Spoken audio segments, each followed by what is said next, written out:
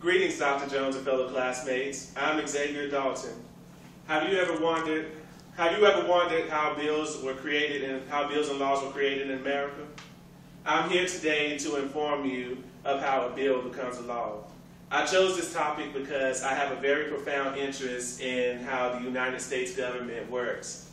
I often ponder how Congress will create laws that they determine that are right for our citizens and which ones are wrong for our citizens. In this presentation, I will discuss how a bill is introduced and how the committees of Congress discuss the bill and how the bill eventually becomes a law. The topics discussed in this are how a bill becomes a law, which was one of my references. Another one of my references was the constitutional topics on how a bill becomes a law.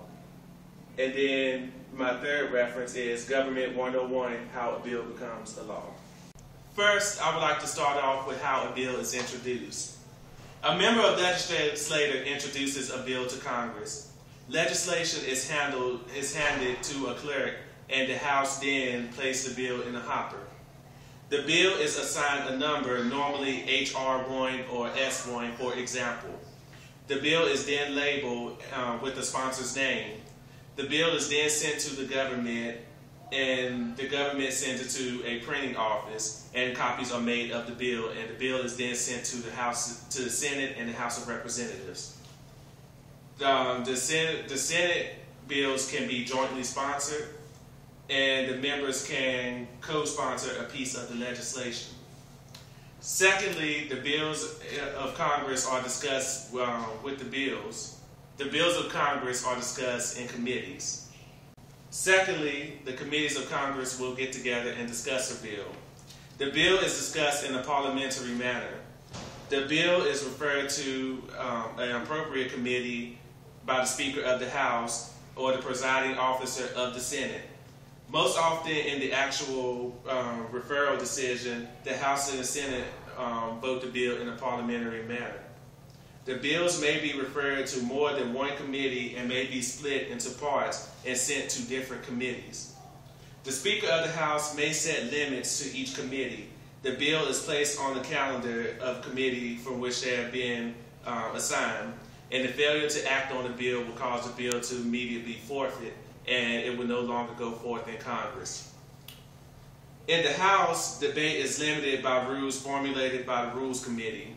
The Rules Committee set up certain rules in order to keep a hold from being put on the law, from a bill actually becoming a law. The committee as a whole, they debate and then they amend the bill, but technically cannot pass it.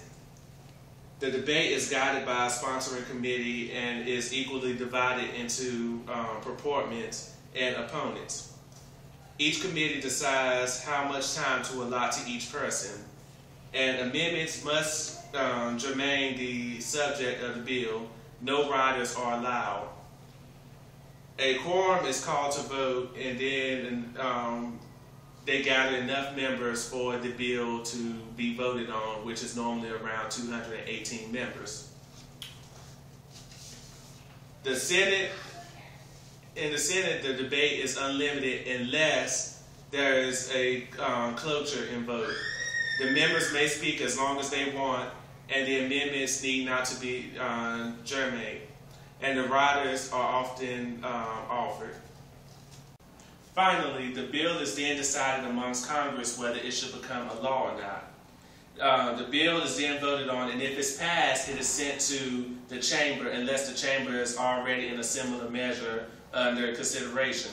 If either the chamber does not pass it, then the bill dies. But if the chamber does pass it, then the bill goes on to the House and the Senate, and then the bill is sent to the President. The President can then choose to veto a bill, but if the President vetoes a bill, then the Congress has the right to override, and this system of measurements is often called checks and balances. The bill is then sent to the President for review, and if the bill becomes law, then the President signs it. But if the President doesn't sign it within 10 days, then Congress then the bill will bounce back to Congress, and Congress then has this total decision in their hands. And if it does not become a law, then it is considered a pocket veto. If the president vetoes a bill, then it's sent back to Congress, and then with their reasoning, if they can't reason out anything, then the bill immediately dies, since both parties cannot come to a decision. Once a bill is signed by the president, his veto can be overridden, but Congress normally agree. If the bill goes to the president, the Congress then agrees to take part in signing that bill. In this, we have a chart that shows the checks and balances. Here you have the bill that's drafted, and it's introduced to the House and the Senate. And then the committee debates on the bill. Then once the bill is debated on, then the bill is voted. And you get floor activity by both the House and the Senate, and it is sent to a conference for review. And then it goes to the president. But if the president vetoes the bill then recirculates back to the House, and the House has the power to override. But if the president does pass it, then it becomes a law. In conclusion, the way a law is created is a member of legislature introduces the bill to Congress.